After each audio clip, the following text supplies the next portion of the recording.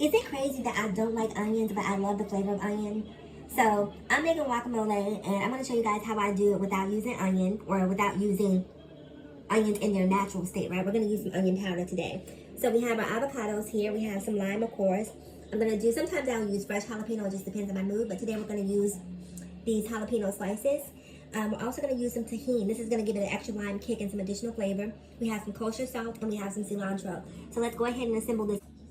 All right, so let me tell you what we have in here so far. So far, we have our lime juice, we have some chopped jalapeno, we have our onion powder, we have our tahini, and then we have a little bit of kosher salt. Now, I chop all of this up before I ever even slice my avocado, because if you know, you know the avocados oxidate, and they oxidate fast. So I want to get all of the prep work out of the way, so that the moment that we cut these avocados, they are already immersed in acid to prevent them from oxidizing.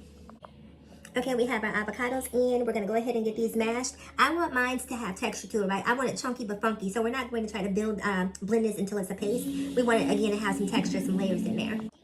Okay, and here we have the finished product. I already tasted it. It's absolutely delicious. If I didn't mention it before, one of the benefits of adding pickled jalapenos versus fresh jalapenos is that they are already in a brine, and that brine contains vinegar. So it's going to be, again, another antioxidating property added to your guacamole. So now we're just going to cover this up with saran wrap so we can prevent it from, getting too much air on it and turning brown. And we're going to refrigerate it, and we'll be ready to eat.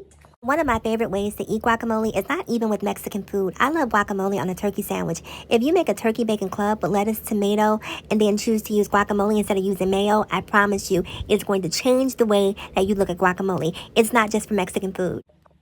Perfect. We have our saran wrap on, and she's ready to go into the refrigerator. Before I put it in the refrigerator, I wanted to ask, and this question is for all of my Mexicans.